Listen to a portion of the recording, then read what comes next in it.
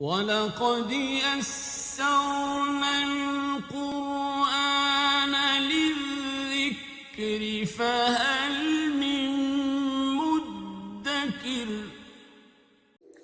الحمد للہ رب العالمین والصلاة والسلام علی سید الانبیاء والمرسلین، اما بعد فاعوذ باللہ من الشیطان الرجیم، بسم اللہ الرحمن الرحیم۔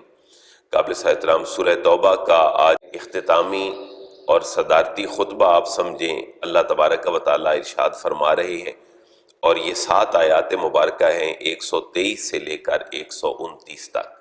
ہم نے سورہ توبہ کو پڑھا کہ سورہ توبہ اپنے مزاج کے اعتبار سے مدنی سورہ مبارکہ تھی، اور مدنی صورتوں میں بڑے شدید احکامات میں اللہ نے مسلمانوں کو اپنی معاشرت، منافقین، عیسائی، یہودی، کفار، ہر ایک سے بڑی اعلیٰ کر کے ان کو زندگی گزارنے کی اللہ نے ترغیب عطا فرمائی۔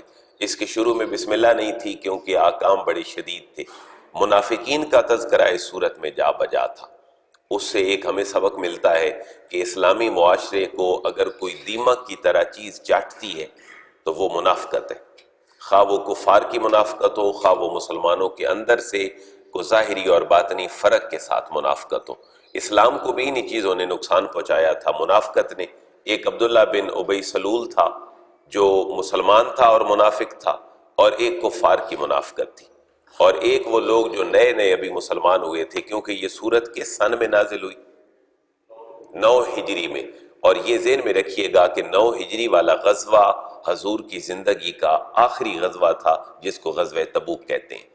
تو یہ آخری مشن تھا جو بڑے پیک پہ تھا۔ اب اس میں صحابہ کرام بھی نہیں گئے تو اللہ نے ان کی بھی گوشمالی فرمائی کہ تم کیوں نہیں گئے۔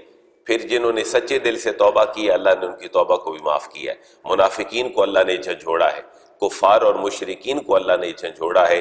آج پھر وہی حکم جو ہے وہ اللہ دہرا رہا ہے، اور آپ بار بار دیکھیں گے کہ اللہ نے سورت کے اندر قتال کا حکم فرمایا ہے، اور یہ سورت ہے مدنی۔ اب مدنی صورتوں کے اجزاء اگر ہم نکالیں تو ہمارے سامنے فنگر ٹپس پہ کیا نکلتا ہے کہ مکی صورتوں میں جہاد کا حکم نہیں تھا، کیونکہ 13 سالوں میں جو صورتیں نازل ہوئیں وہ صبر کی تھیں، برداشت کی تھیں، اور مسلمانوں کو دکھ، غم اور پریشانیاں سہ کر جینے کا حکم تھا۔ لیکن مدنی زندگی آئی تو پھر جہاد کا حکم آیا، اور جہاد کا حکم پھر ریپیٹ ہوتا رہا، اور یہ تو پھر جہاد کی ہے ہی تکمیل۔ نماز، روزہ، حج، زکوٰۃ، جہاد، ہماری معاشرت، معیشت، سیاست، یہ سب کن صورتوں میں ہوتی ہے؟ مدنی صورتوں میں۔ آپ نے اسی صورت میں پڑھا کہ محبوب ان سے زکوٰۃ لیں، تو یہ صورت مدنی ہے، اور زکوٰۃ کا حکم بھی کن صورتوں میں؟ مدنی صورتوں کے اندر ہے۔ لہٰذا آج کی آیات مبارکہ میں بڑی شدت بھی ہے۔ 1-2 آیات مبارکہ وظائف کے اوپر بھی بڑی ہیں جو مستند اللہ کے نبی کے وظائف ہیں، ان میں سے آج کی آیت مبارکہ ایک وظیفہ بھی ہے۔ ایک آیت مبارکہ اللہ کے نبی کے دیدار کے لیے ایک بہت بڑا عظیم نسخہ ہے، میں انشاءاللہ اس کو سند کے ساتھ بیان کروں گا۔ بسم اللہ الرحمن الرحیم۔ یا ایھا الذین آمنوا قاتلوا الذین یلونکم من الکفار ولیجدوا فیکم غلظہ واعلموا ان اللہ مع المتقین۔ 123 نمبر آیت ہے۔ یا ایھا الذین آمنوا، اے ایمان والو، قاتلوا، قتال کرو، لڑائی کرو، الذین، ان لوگوں سے، یلونکم، جو تمہارے قریب ہیں۔ اللہ کے حبیب کی ایک حدیث مبارکہ، خیر القرون قرنی، سب سے بہتر زمانہ میرا ہے، ثم الذین یلونہم، پھر وہ جن کا ملا ہوا ہے ان سے۔ تو محبوب، اے ایمان والو، ان کافروں سے جنگ کرو، الذین یلونکم، جو تمہارے قریب ہیں، من الکفار، کفار میں سے۔ اور تبلیغ کا حکم بھی کہاں سے تھا؟ قریبی لوگوں کو۔ پہلے اللہ کے نبی نے اپنے گھر والوں کو، رشتہ داروں کو تبلیغ کی، پھر تبلیغ کا سلسلہ آگے چلا۔ تو اسلام کی دوستی اور دشمنی کا معیار ایک ہی ہے کہ قریبیوں سے تبلیغ کریں محبوب، اور قریبی کفار سے لڑیں۔ اب اپنے سے قریبی چھوڑ کر کسی اور کے پاس جانے کی ضرورت نہیں ہے۔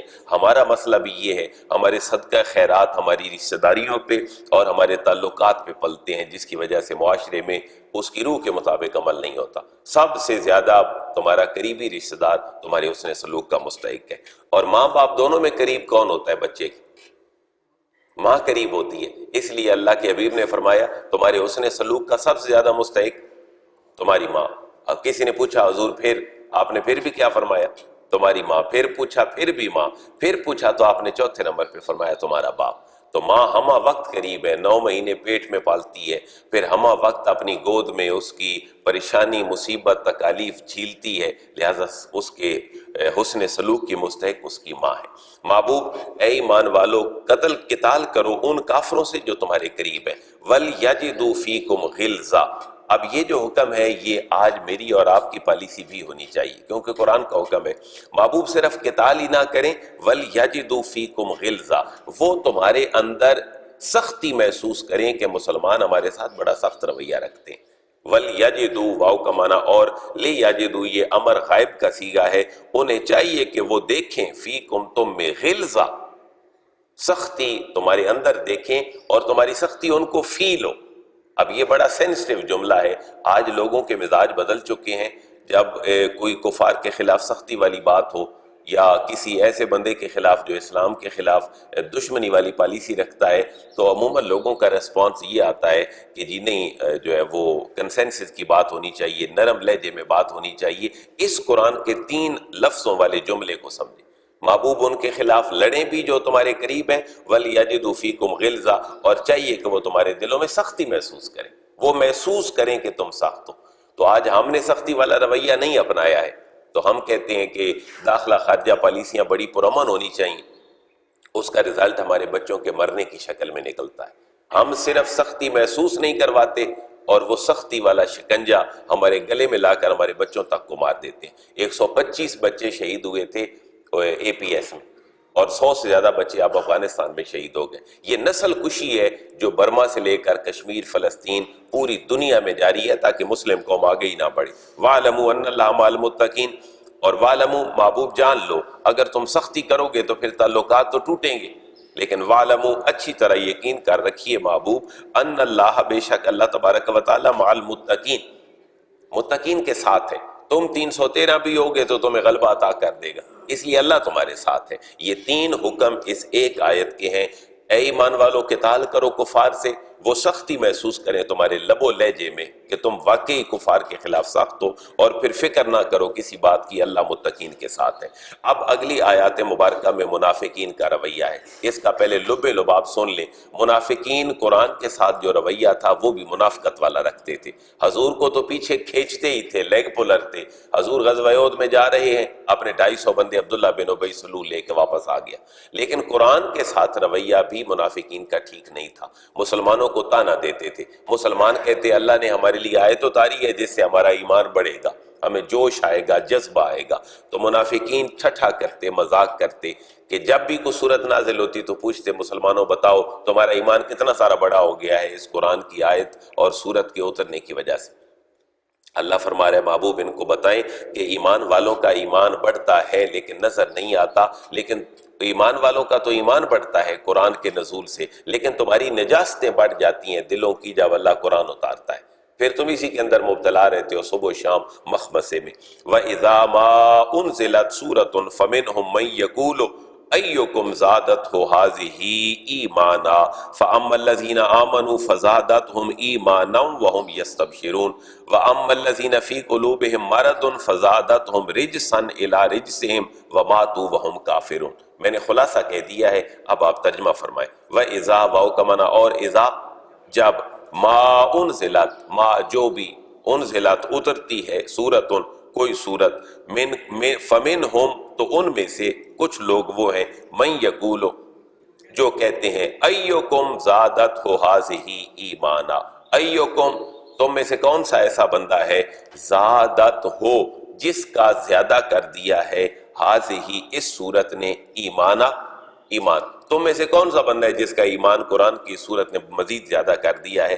بجائے اس کے کوئی اور جواب دیتا، اللہ نے جواب دیا، اس کے سن لو۔ فَأَمَّا الَّذِينَ آمَنُوا فَزَادَتْهُمْ إِيمَانًا، فا کا معنی پس، اما جو الذین وہ لوگ تھے، آمنوا جو ایمان لائے، تو فزادتہم ایمانا اس صورت نے ان کا ایمان تو زیادہ کر دیا۔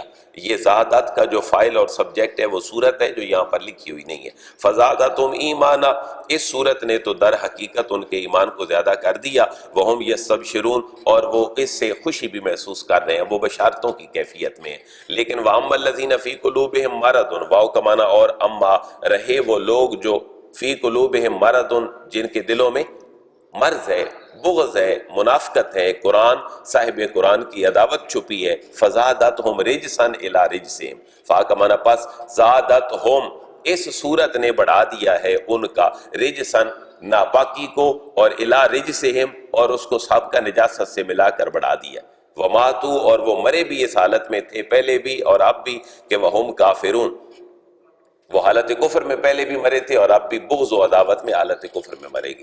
اب دیکھیں سمجھنے والی بات یہ ہے کہ یہ قرآن ہے جو مومنین کے ایمان کو زیادہ کر رہا ہے، قرآن ہی ہے جو منافقین کے نفاق کو بھی زیادہ کر رہا ہے۔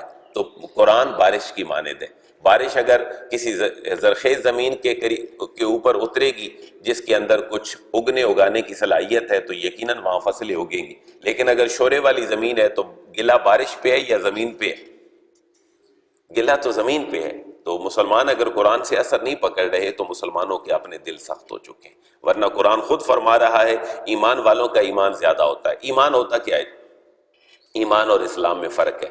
ایمان ہے آپ کے گویا کے سافٹ ویئر، جو جیسے ہم ونڈو انسٹال کرتے ہیں، پروگرامنگ بعد میں ہوتی ہے۔ ونڈو نہ ہو آپ کی کوئی چیز آپ کی کسی کام کی نہیں، خواہ آپ کی ڈیوائس، آپ کا لیپ ٹاپ، کمپیوٹر 5 لاکھ کا بھی کیوں نہیں ہے، جب تک سافٹ ویئرز نہیں ہے وہ رن ہی نہیں کر سکے گا۔ ایمان بھی ایک ایسی کیفیت ہے جو بندے کے دل کے اندر ہوتی ہے، یہ جب انسٹال ہو جائے تو پھر پروگرامنگ ساری ہے، پھر نماز بھی ہو رہی ہے، پھر روزہ بھی ہو رہا ہے، حج بھی ہو رہا ہے، زکوٰۃ بھی ہو رہی ہے، اور دل بھی نرم ہے، تعلقات بھی اچھے ہیں۔ اب ذرا دوسرے رخ پہ آئیں، اگر نمازیں نہیں ہو رہی معاشرے میں تو پھر ایمان کی کمی ہے، اگر بے حیائی بڑھ گئی ہے تو ایمان کی کمی ہے۔ اسلام پریکٹیکل کا نام ہے اور ایمان نظریاتی طور پر پختہ ہونے کا نام ہے۔ تو قرآن جب اترتا ہے تو کیا زیادہ کرتا ہے؟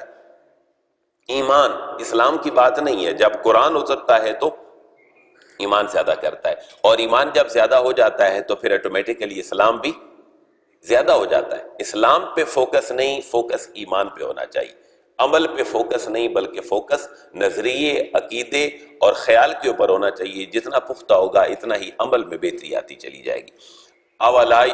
اولا یرون انہم یفتنون فی کل عام مرتن او مرتین ثم لا یتوبون ولا ہم یذکرون، یہ ہے صبح شام گھٹنا، مرنا اور مشکل میں رہنا، منافق جس کیفیت میں رہتے تھے۔ اولا یرون، کیا وہ نہیں یہ دیکھتے، رہا یرا کا معنی ہوتا ہے دیکھنا، اولا یرون، کیا وہ یہ نہیں دیکھتے، انہم یفتنون، انہم بے شک وہ، یفتنون فتنے میں مبتلا ہوتے ہیں، فتنہ کا معنی یہ آزمائش ہے، انہم یفتنون کہ وہ ان کو آزمائش میں ڈالا جاتا ہے، فی کل عامن ہر سال، مرتن ایک دفعہ، او مرتین یا 2 دفعہ، بار بار، یعنی ان کو مشکلات ہی آ جاتی ہیں۔ کبھی جہاد پہ ہو تب بھی منہ بسور کے بیٹھ گئے کہ جہاد پہ کون جائے گا، کو مال دینے کی بات ہو تب بھی بیٹھ گئے۔ تو زکوٰۃ سال میں کتنی دفعہ فرض ہے؟ 1 دفعہ فرض ہے، اور اسی طرح جہاد پہ جانا، حج کے معاملات۔ تو منافق جب ان چیزوں کو دیکھتا ہے تو وہ پھر منہ بسور کے بیٹھ جاتا ہے۔ اللہ فرما رہے کیا وہ یہ نہیں دیکھتے کہ ان کو ہر سال 1 یا 2 مرتبہ آزمائش میں ڈالا جاتا ہے، ثم لا یتوبون، ثم پھر لا یتوبون، وہ توبہ نہیں کرتے، ولا ہم یذکرون، اور نہ ہی نصیحت قبول کرتے ہیں۔ تو یہ منافقین کا اسلام کے ساتھ رویہ ہے، نہ کہ کفار اور مشرکین کا رویہ ہے۔ اللہ منافقین کے رویے پہ معاملہ فرما رہا ہے۔ وَإِذَا مَا أُنزِلَتْ سُورَةٌ نَظَرَ بَعْضُهُمْ إِلَىٰ بَعْضٍ هَلْ يَرَاكُم مِّنْ أَحَدٍ ثُمَّ انصَرَفُوا صَرَفَ اللَّهُ قُلُوبَهُم بِأَنَّهُمْ قَوْمٌ لَّا يَفْقَهُونَ۔ اب جب سورت کو نازل ہوتی ہے منافقین کے حوالے سے تو ایک دوسرے کی شکلیں دیکھتے ہیں۔ وَإِذَا مَا أُنزِلَتْ سُورَةٌ نَظَرَ بَعْضُهُمْ إِلَىٰ بَعْضٍ، جیسے کہتے ہیں نا اب ایک دوسرے کی شکلیں دیکھ رہے ہو، منافقین کا رویہ بھی یہ تھا۔ وَإِذَا مَا أُنزِلَتْ سُورَةٌ، اور جب بھی کوئی سورت نازل ہوتی ہے تو نَظَرَ بَعْضُهُمْ إِلَىٰ بَعْضٍ، ایک دوسرے کو دیکھتے ہیں، ایک دوسرے کی شکلیں دیکھتے ہیں کہ اب جی ہمارے بارے میں اللہ نے بیان کیا کر دیا ہے، اتنا بڑا سخت رویہ ہے جو اللہ نے ہمارے بارے میں اختیار کر دیا ہے۔ هَلْ يَرَاكُم مِّنْ أَحَدٍ ثُمَّ انصَرَفُوا، اور پھر پوچھتے ایک دوسرے کی کیا ہے، هَلْ يَرَاكُم مِّنْ أَحَدٍ، هَلْ کیا، يَرَاكُم دیکھا ہے تمہیں، مِّنْ أَحَدٍ کسی نے دیکھا تو نہیں ہے تمہیں، ثُمَّ انصَرَفُوا پھر وہ کھسک کے نکل جاتے ہیں۔ قرآن ان کے رویے کو واضح کر دیتا ہے کہ منافق جو ہے وہ منافقانہ پالیسی پہ کار باندھے، اور پھر ایک دوسرے سے سرگوشیاں کرتے ہیں کہ ہماری منافقت والی باتوں کو کسی نے دیکھا تو نہیں تھا، بس اسی گفتگو میں وہ پھر کے ادھر ادھر چلے جاتے ہیں۔ اللہ فرما رہا ہے یہ تو پھرتے ہیں منہ اپنا، لیکن صرف اللہ قلوبہم بانہم قوم لا یفقہون، صرف اللہ پھیر دیا ہے اللہ تبارک و تعالیٰ نے قلوبہم، ان کے دلوں کو، بِأَنَّهُمْ قَوْمٌ لَا يَفْقَهُونَ، کیونکہ یہ ایسی قوم ہے لا یفقہون جو سمجھنے والے نہیں ہیں، اپنے رویے پہ بیٹھے ہیں اور سمجھنے والے نہیں ہیں۔ یہ جو اگلی آیت مبارکہ ہے اور اس سے اگلی دو آیات، یہ بڑی کمال کی آیات ہیں۔ ویسے تو قرآن کی ہر آیت کمال ہے۔ لَقَدْ جَاءَكُمْ رَسُولٌ مِّنْ أَنفُسِكُمْ عَزِيزٌ عَلَيْهِ مَا عَنِتُّمْ حَرِيصٌ عَلَيْكُمْ بِالْمُؤْمِنِينَ رَءُوفٌ رَحِيمٌ۔ اب یہ ایک اللہ کے حبیب کی ذات کی طرف توجہ اللہ اس صورت کے اختتامی خطبے کی اختتامی آیت میں اللہ فرما رہا ہے۔ یہ بات ذہن میں رکھیں کہ یہ صورت وہ صورت ہے جو 9 ہجری میں نازل ہوئی۔ اس کی 36 آیات، تقریباً 36 سے 40 حضرت علی المرتضیٰ لے کر گئے، اور اس وقت مسلمانوں کے امام جو حج کے فرائض ادا کروا رہے تھے وہ حضرت صدیق اکبر تھے۔ تو یہ وہ صورت تھی جو حج کے ایام کے اندر حضور نے بھیجا کہ علی جاؤ اور ابو بکر کو یہ بھی بتاؤ کہ یہ ساری باتیں ان کو بتا دے، کیونکہ اس میں مشرکین کے خلاف سخت رویہ تھا۔ تو انہیں کہا گیا کہ آج کے بعد کوئی مشرک حرم کی حدود میں نہیں آئے گا۔ یہ وہ سورہ مبارکہ تھی اس کیفیت میں۔ اب ایک بہت بڑا سا تصور عالمگیریت کا اور یونیورسل ایک اسٹیپ ہے رسول اللہ کی ذات کے حوالے سے۔ اللہ فرما رہا ہے کہ منافقوں تم بھی سن لو، مسلمانوں تم بھی سن لو، مشرکین تم بھی سن لو، اور یہود و نصارہ تم بھی سن لو، اگر تمہاری بن پڑے گی کہیں تو وہ صرف اس نبی محتشم کے دامن کے ساتھ وابستہ ہونے سے بن پڑے گی، ورنہ تمہاری بات بننے والی نہیں ہے، کیونکہ صورت آخری صورتوں میں سے ہے اور آخری زمانے کے اعتبار سے ہے۔ 9 میں یہ غزوہ تبوک ہوا، اور 9 میں ہی مسلمانوں نے پہلا حج کیا۔ حضور نے اپنی زندگی کا پہلا اور آخری حج 10 ہجری میں ادا کیا، 11 میں آپ کا وصال ہو گیا۔ تو یہ جو آخری طرف ہوتی ہے نا، کسی بندے کے جاتے ہوئے بندہ کہتا ہے بھئی میرے بچوں کا خیال رکھنا، بندہ وصیت کرتا ہے، تو اسی جذبات کے ساتھ اللہ فرما رہا ہے کہ کسی بھی مکتبہ فکر کے ساتھ تمہارا تعلق ہے، جب تک تم رسول کے دامن سے وابستہ نہیں ہو جاؤ گے اس وقت تک تمہاری بقا جو ہے وہ ممکن نہیں۔ لقد جاءکم، اس میں حضور کے کتنے سٹیٹس ہیں؟ لقد جاءکم رسول، لقد بے شک تحقیق، جاءکم تمہارے پاس تشریف لائے، رسول رسول ہے کون؟ من انفسکم، وہ تم ہی میں سے ہیں۔ اور یہاں پر ایک اور بات امام رازی نے لکھی ہے کہ من انفسکم کی ایک قرات من انفسکم بھی ہے۔ من انفسکم کا معنی یہ ہے کہ وہ تمہارے میں سے ہی ہیں، اور تمہارے پاس اللہ کا حکم کنوے کرنے کا بہترین ذریعہ یہی تھا کہ تمہارے اندر سے ہی نبی مکرم تشریف لاتے۔ فرشتوں کی بات کو تم کیسے سنتے؟ اللہ تم سے بات کیسے کرتا؟ لہٰذا میرا رسول تم ہی میں سے ہے۔ اور امام راضی کی جو دوسری قرات ہے وہ انفسکم نہیں بلکہ وہ کیا ہے؟ انفاسکم۔ انفاسکم کا معنی یہ ہے کہ نفیس ترین نبی وہ میرے نبی ہیں جو تمہارے اندر تشریف لائیں۔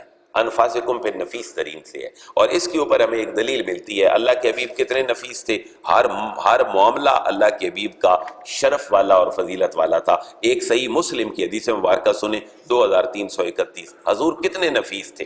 حضرت انس بن مالک رضی اللہ تعالیٰ عنہ بیان کرتے ہیں کہ حضور ہمارے گھر تشریف لائے، آپ نے دوپہر کو ہمارے گھر آرام فرمایا، آپ کو پسینہ آ رہا تھا، میری والدہ ایک شیشی لے کر آئیں اور نبی صلی اللہ علیہ وسلم کے پسینے کو اس شیشی کے اندر بند کر دیا۔ حضور نے پوچھا کہ تم کیا کر رہی ہو؟ انہوں نے کہا حضور یہ آپ کا پسینہ ہے اور ہم اس کو اپنی خوشبو کے لیے استعمال کریں۔ اب یہ چھوٹی فضیلت والی صرف حدیث نہیں ہے بلکہ صحیح مسلم کی حدیث ہے 2331۔ تو حضور اتنے نفیس تھے کہ آپ کے جسم کی نفاست ظاہری اور باطنی اس کمال پہ تھی۔ تو اللہ بتلانا کیا چاہتا ہے کہ منافقین اپنے نفاق والا رویہ چھوڑ دو، نفیس ترین شخصیت کو تمہارے سامنے نبی بنا کر بھیجا گیا، تم پھر بھی اپنے اندر کے مرض میں مبتلا ہو، نبی تم میں سے ہے، نفیس ترین ہے۔ اور عزیز علیہ ما عنتم، عزیز علیہ آپ کے اوپر بڑا جو ہے وہ مشقت والا معاملہ ہوتا ہے، ما عنتم جب تم مشقت میں پڑتے ہو، جب تم مشقت میں پڑتے ہو تو ان پر بڑا مشقت والا معاملہ گزرتا ہے۔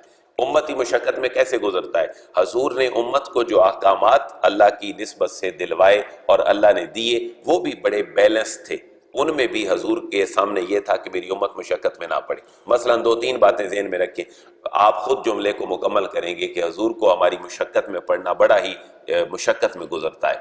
کہ اللہ کے حبیب نے فرمایا میں تمہیں ہر نماز کے ساتھ مسواک کا حکم دیتا، لیکن مجھے مسئلہ یہ ہے کہ میں سمجھتا ہوں تم کہیں مشکل میں نہ پڑ جاؤ، پھر ایک صحابی حاضر ہوئے، وہ عرض کرتے ہیں حضور کیا ہر سال حج لازم ہے؟ آپ خاموش ہو گئے۔ پھر اس نے عرض کیا حضور ہر سال حج لازم ہے؟ آپ خاموش ہو گئے۔ پھر آپ نے فرمایا کہ ایسے سوال نہ کیا کرو، اگر میں ہاں کہہ دیتا تو تمہارے اوپر ہر سال حج لازم ہو جاتا، پھر تم مشقت میں پڑ جاتے۔ اس لیے اللہ تبارک و تعالیٰ کے نبی کا معاملہ، نمازوں کی بات دیکھیں کہ نماز معراج کے وقت ہوئی، جب واپس تشریف لائے تو حضرت موسیٰ علیہ السلام کے ساتھ وہ ڈیبیٹ اور 9 چکر ہیں، آپ واپس تشریف لے گئے، تب بھی مقصود کیا تھا؟ مشقت میں نہ پڑے امت۔ تو یہ بڑا پیارا جملہ ہے، لَقَدْ جَاءَكُمْ رَسُولٌ مِّنْ أَنفُسِكُمْ، رسول تم ہی میں سے ہے، اور تمہارا مشقت میں پڑنا ان کے اوپر بھی بڑی مشقت کا باعث بنتا ہے۔ اور دوسری بات ہے حریصٌ علیکم، حریصٌ وہ بہت حریص ہیں، علیکم تمہارے حوالے سے، تمہارا ہر نفع اس معاملے میں وہ بڑے حریص ہیں۔ اب میں آپ کو سمجھانے کے لیے حریص کا جملہ کہنے لگا ہوں کہ جیسے کسی بندے کو لالچ ہوتا ہے میرا بیٹا پڑھ لکھ جائے، بڑا آدمی بن جائے، معاشرے میں ایک بڑا باوقار شخص بن جائے، تو یہ ہمہ وقت کی جو کیفیت ہے بڑے گارڈین اور والد کے اندر، اللہ اپنے نبی کی بھی یہی کیفیت بیان فرما رہے ہیں، حریص علیکم، وہ تمہارے حوالے سے بڑے حریص ہیں، ہر تمہاری خیر کے اوپر وہ حریص ہیں۔ اور وہ حریص کیسے ہیں کہ حضور اپنے آخری لمحوں تک دعائیں کس کے لیے کرتے رہے؟ امت کے لیے دعائیں کرتے رہے۔ تو یہ نبی جو ہے وہ تمہاری فلاح کے اوپر بڑے حریص ہیں۔ اور مفسرین نے پھر یہ بھی لکھا کہ تمہارا دوزخ میں جانا ان کے اوپر گراں گزرتا ہے، اور حریص علیکم وہ اس بات کے بڑے حریص اور لالچ کرتے ہیں کہ تم کہاں چلے جاؤ؟ جنت میں چلے جاؤ۔ اور پھر یہی آپ کا حرص ہے کہ سارے نبیوں کو جو اللہ نے اختیارات دیے ان میں سے حضور نے اختیار یہ استعمال کیا، اللہ نے فرمایا محبوب یا یہ بات لے لو یا اپنی امت کے لیے دعا لے لو، تو حضور نے کس کو اختیار کیا؟ دعا کو۔ اور پھر حضور شفاعت بھی فرمائیں گے، اس لیے حضور ہمارے بارے میں حریص ہیں، ہمارے ہر فائدے میں۔ اور اگلی چوتھی خصوصیت ہے بالمومنین رؤوف الرحیم، بالمومنین مومنین کے اوپر رؤوف وہ بڑے شفیق ہیں، اور رحیم وہ بڑے رحیم ہیں۔ اور یہ مفسرین نے لکھا ہے اللہ کی 2 صفات ہیں جو اللہ نے اپنے نبی کو بھی بطور گفٹ ایگزیکٹ دی ہیں۔ اللہ بھی کون ہے؟ رؤوف الرحیم، اس کا نبی بھی کون ہے؟ رؤوف الرحیم۔ اب یہاں بھی وہی معاملہ ہے کہ ڈسپیوٹ ختم ہو سکتا ہے، اللہ بذات خود رؤوف اور رحیم ہے، اور اس کا نبی اللہ کی عطا سے رؤوف اور رحیم ہے۔ جو اللہ اپنے نبی کو مقام دیتا ہے، رؤوف کا معنی شفیق ہے اور رحیم کا معنی رحم کرنے والا ہے۔ تو دلوں کے اندر شفیقیت بھی کون ڈالتا ہے؟ اللہ تعالیٰ۔ دلوں کے اندر رحم بھی کون ڈالتا ہے؟ اللہ تبارک و تعالیٰ۔ اور اس آیت مبارکہ کا یہ بات طویل نہ ہو تو سن لیں، یہ بڑی ایک انفارمیٹیو بھی ہے اور ہمارے ایمان کا حصہ بھی ہے۔ جب قرآن کمپائل ہونے لگا، حضرت زید بن ثابت رضی اللہ تعالیٰ عنہ اس کے چیئر پرسن بنے، کیونکہ قرآن کمپائل ہوا باقاعدہ کتابی شکل میں سیدنا صدیق اکبر کے دور میں۔ جنگ یمامہ ہوئی اور اس کے مسیلمہ کذاب کے خلاف، تو حفاظ شہید ہوئے، تو جناب عمر نے عرض کیا کہ امیر المومنین قرآن کو اکٹھا کر دیں۔ آپ نے کیا جواب دیا؟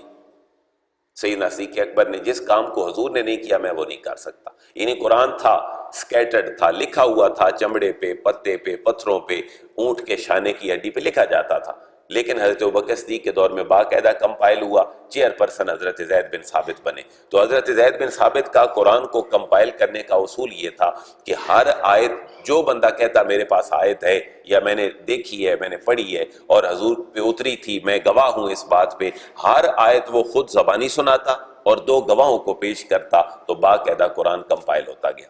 جب یہ آیت مبارکہ آئی تو اس پہ دوسرا گواہ کوئی نہیں مل رہا تھا، لَقَدْ جَاءَكُمْ رَسُولٌ مِّنْ أَنفُسِكُمْ، تو اس پہ ایک ہی بندہ تھا جو گواہی دے رہا تھا۔ ہے کوئی ذہن میں وہ کون تھے؟ حضرت خزیمہ رضی اللہ تعالیٰ۔ حضرت خزیمہ انصاری جو تھے وہ ایک ہی اس آیت کے اوپر گواہ تھے، لیکن حضرت زید بن ثابت نے حضرت خزیمہ ایک بندے کی گواہی پہ ہی اس آیت کو قرآن کا حصہ ڈکلیئر فرمایا۔ یہ صحیح بخاری کی حدیث ہے طویل جو میں آپ کے سامنے بیان کر رہا ہوں۔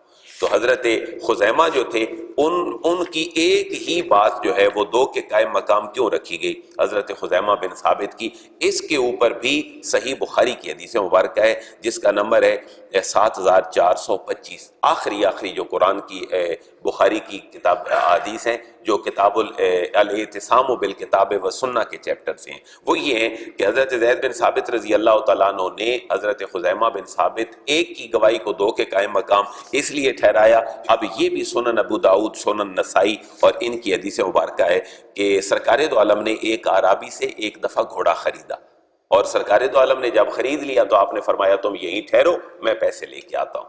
تو حضور جب اس کی رقم لینے کے لیے گئے تو اعرابی کو کسی نے زیادہ قیمت لگائی، اس نے اپنا فروخت کرنا چاہا تو حضور نے فرمایا میں تو تم سے گھوڑا پہلے خرید چکا ہوں۔ اس نے کہا کہ نہیں، آپ نے تم سے گھوڑا نہیں خریدا، اعرابی نے۔ تو اگر تم نے گھوڑا خریدا ہے اے محمد صلی اللہ علیہ وسلم تو پھر کوئی گواہ لے کر آؤ۔ حضرت خزیمہ گزرتے ہوئے کہیں جا رہے تھے، آپ نے بات سنی تو آپ نے فوراً کہا کہ میں گواہ ہوں اس بات کا کہ حضور نے گھوڑا اعرابی سے خرید لیا۔ حالانکہ معاہدے کے وقت حضرت خزیمہ موجود نہیں تھے۔ اب حضور نے فرمایا خزیمہ تم نے میرے بارے میں گواہی کیوں دی ہے؟ تو حضرت خزیمہ نے کہا یا رسول اللہ، میں جب آپ کی تصدیق کرتا ہوں کہ آپ سچے ہیں تو پھر مجھے گواہی دینی چاہیے کہ آپ نے گھوڑا خریدا ہے۔ تو پھر سرکار دو عالم نے فرمایا کہ آج کے بعد خزیمہ نے میرے حق میں گواہی دی ہے، اور شریعت میں گواہی معتبر کتنے لوگوں کی ہے؟ 2 لوگوں کی۔ تو حضور نے دعا دی اور فرمایا کہ خزیمہ کی گواہی آج کے بعد ایک کی نہیں بلکہ ایک کی ہوگی اور 2 کے قائم مقام ہوگی۔ اور یہ حدیث مبارکہ ہے سنن ابو داؤد اور 3607 نمبر حدیث مبارکہ ہے۔ اس بنا پر حضرت زید بن ثابت نے لقد جاءکم رسول من انفسکم یہ آیت مبارکہ جب قرآن میں رکھی اس کی کمپائلیشن میں، تو ایک حضرت خزیمہ بن ثابت کی گواہی کو آپ نے 2 بندوں کی گواہی کے برابر کنسیڈر کیا۔ اور اس آیت مبارکہ میں ایک اور روایت سن لیں، ابن قیم رحمۃ اللہ تعالی علیہ جن کا وصال ہے 751 ہجری میں، وہ ایک بڑا مجرب نسخہ بیان کرتے ہیں، ان کی کتاب ہے جلاء الافہام، اس میں یہ لکھتے ہیں، ذرا میں آپ کی توجہ چاہوں گا، یہ بڑا کمال نسخہ ہے، میں نے نہیں کیا آج تک لیکن بہرحال آپ تک پہنچانا یہ میرا فرض ہے۔ ابو بکر بن عمر بیان کرتے ہیں، یہ اب ابن قیم کی بات ہے پوری رحمۃ اللہ تعالی علیہ کی۔ ابو بکر محمد بن عمر بیان کرتے ہیں کہ میں ابو بکر بن مجاہد کے پاس بیٹھا تھا کہ ایک بزرگ مشہور ہے ہسٹری میں جن کا نام تھا شبلی، تو وہ عموماً لوگوں نے مجنوں کے نام سے یاد کرتے تھے اور بڑی قسم و پرسی کے عالم میں وہ رہتے تھے، لیکن اللہ اور اس کے رسول کے ساتھ ان کی کمال محبت تھی۔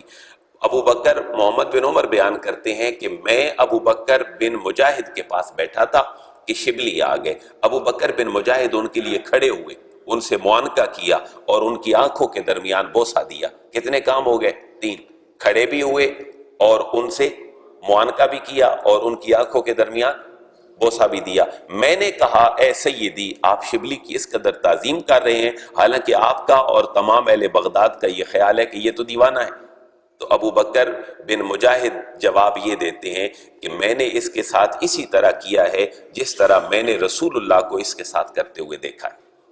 ابو بکر بن مجاہد کہتے ہیں میں نے اس کے ساتھ وہی کیا ہے، شبلی کے ساتھ اٹھا بھی ہوں، معانقہ بھی کیا ہے، دونوں آنکھوں کے درمیان بوسہ بھی دیا ہے، کیونکہ میں نے رسول اللہ کو یہ کرتے دیکھا ہے، کیونکہ میں نے خواب میں حضور کی زیارت کی اور پھر دیکھا کہ شبلی حضور کے پاس آ رہے ہیں۔ سرکار دو عالم شبلی کے لیے کھڑے ہوئے، اس کی آنکھوں کے درمیان بوسہ دیا، پھر میں نے یہی سوال حضور سے کیا جو تم مجھ سے کر رہے ہو۔ میں نے حضور سے پوچھا حضور آپ شبلی کی اس قدر تعظیم کر رہے ہیں؟ آپ نے فرمایا میں اس لیے کر رہا ہوں کہ یہ ہر نماز کے بعد لقد جاءکم رسول من انفسکم پڑھتا ہے اور اس کے بعد میری ذات کے اوپر یہ درود شریف پڑھتا ہے۔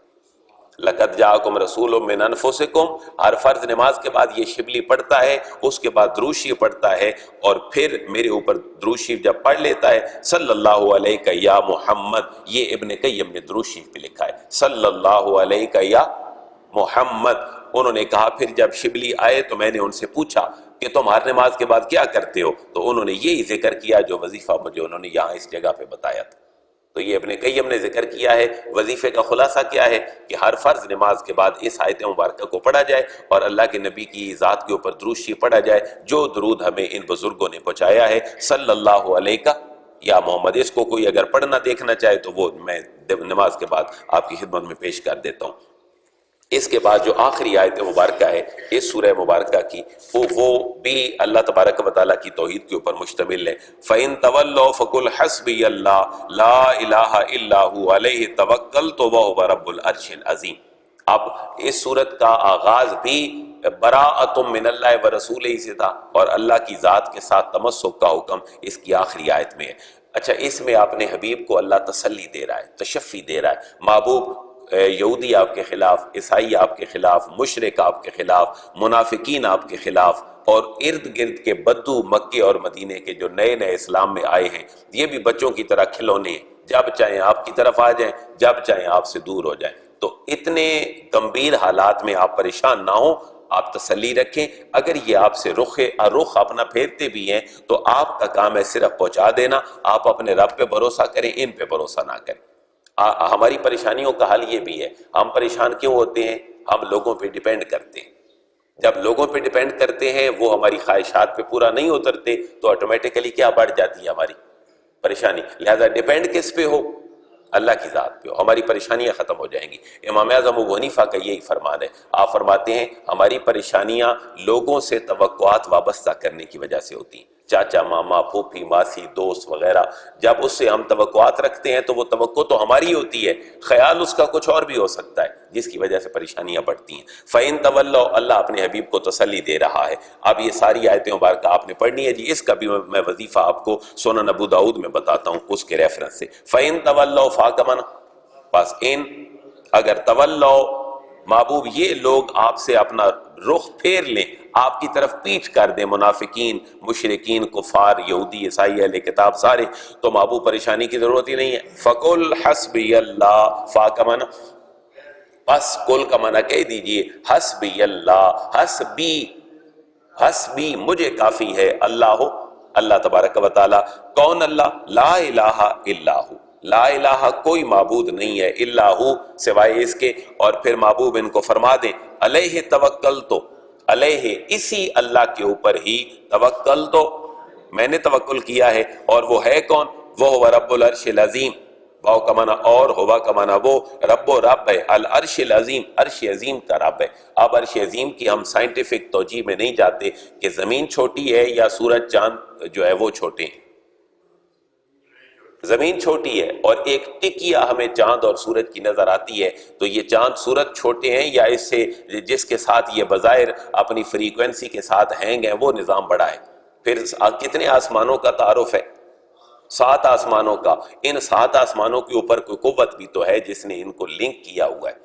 اب اس سے نیچے آتے جائیں تو یہ کائنات ہے. پھر یہ کائنات کتنی نیچے ہے، کتنے خزانے اس کے اندر موجود ہیں. تو اللہ فرما رہے محبوب آپ کو پریشانی کس بات کی ہے؟ اگر منافق آپ کا ساتھ نہیں دیتے تو یہ تو گنتی کے 200 ہیں، 500 ہیں، لاکھ ہو جائیں گے. زیادہ زیادہ انسانی آبادی ہے 7.5 ارب آج کی، تو یہ محبوب 7.5 ارب ہو جائیں گے. آپ کو فکر کس بات کی ہے؟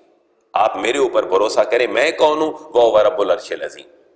میں تو عرش عظیم کا بھی رب ہوں. تو پھر ضرورت کس بات کی آپ کو پریشان ہونے کی؟ آپ ساری توجہ کا مرکز مجھے رکھیں، میں آپ کے سارے معاملات بہتر کر دوں. لہذا اللہ کی توحید، اللہ کی ذات پہ توکل اور اس کی کبریائی کی طرف اس سورہ مبارکہ میں اشارہ ہے. اب ذرا اس کا وظیفہ بھی سن لیں. ہم عموماً وظیفوں میں پڑھ جاتے ہیں جو بے ڈھنگے وظیفے ہوتے ہیں، لیکن جو اللہ اور اس کے رسول نے وظائف بتائے ہیں وہ سب سے بہتر وظائف ہیں. آپ یہ وظیفہ ذرا سنیں کہ حسبی اللہ لا الہ الا ہو علیہ توکلت وہو رب العرش العظیم. یہ وظیفہ اللہ کے نبی نے بھی فرمایا ہے. حضرت ابو درداء رضی اللہ تعالیٰ عنہ بیان کرتے ہیں کہ نبی کریم صلی اللہ علیہ وآلہ وسلم نے فرمایا جس شخص نے ہر صبح اور ہر شام کو 7 مرتبہ یہ پڑھا حسبی اللہ لا الہ الا ہو علیہ توکلت وہو رب العرش العظیم، تو حضور فرماتے ہیں اس کے دنیا اور آخرت کے اہم کاموں میں صرف اللہ کافی ہو جائے.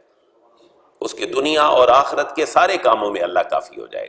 تو یہ ابو داؤد کی حدیث ہے 5081، اور اس طرح یہ باقی صحیح کتابوں کے اندر بھی یہ حدیث مبارکہ موجود ہے. اس لیے اس طرح کے وظائف کو اپنے اندر شامل کریں. اللہ تبارک و تعالی ہمیں ایمان کی پختگی نصیب فرمائے. اللہ کے فضل اور اس کی توفیق سے 129 آیات مبارکہ سورہ توبہ کی الحمدللہ کمپلیٹ ہوئی. سورہ توبہ کمپلیٹ ہوئی. ہمارا 11واں پارہ الربو تک ہوا، جس کو ہم کہتے ہیں کہ ایک پاؤ ہو گیا. اب انشاءاللہ نیکسٹ سیشن سے ہماری سورہ یونس شروع ہوگی، اور سورہ یونس مکی سورہ مبارکہ ہے. اچھا، میں آپ سے اگر پوچھوں کہ کیوں مکی ہے تو آپ کیا کہیں گے؟ جو انبیاء کے نام پہ صورتیں ہیں وہ ساری مکی صورتیں ہیں. سورہ انبیاء ہے، سورہ محمد ہے، جتنی سورہ ابراہیم ہے. وجہ کیا ہے کہ حضور کو جب مکی صورتوں میں اللہ نے تسلی دی ہے، محبوب یہ آپ کا پیغام کو نیا پیغام نہیں ہے، یہ پیغام اس سے پہلے آپ کے بھائی بھی لے کر آئے ہیں. اگر آپ کو طائف میں پتھر پڑ رہے ہیں تو فکر نہ کریں، ابراہیم کو تو آگ میں بھی پھینکا گیا ہے. اس لیے حضور کو ایک کامن جو میسج ہے اللہ کا، اس کی طرف انڈیکیشن دی گئی ہے. اور پھر صورتوں کے نام جو انبیاء پہ ہیں وہ موسٹلی مکی صورتیں ہیں. لہذا برڈ آئی ویو سے ہی پتہ چلا کہ سورہ یونس کیا ہے؟ مکی. اور سورہ توبہ کیا ہو سکتی ہے؟ مدنی. کیوں؟ اس کے اندر ہمارے معاشرتی احکامات ہیں. توبہ کون کرتا ہے، کافر یا مسلمان؟ مسلمان اس لیے مسلمان کے احکامات جو ہیں وہ مدنی صورتوں کے اندر ہیں۔ اللہ تبارک و تعالیٰ سب کے لیے آسانیاں پیدا فرمائے۔ الحمدللہ رب العالمین والصلاة والسلام علی سید الانبیاء والمرسلین۔ ربنا آتنا فی الدنیا حسنہ وفی الآخرۃ حسنۃ وقنا عذاب النار۔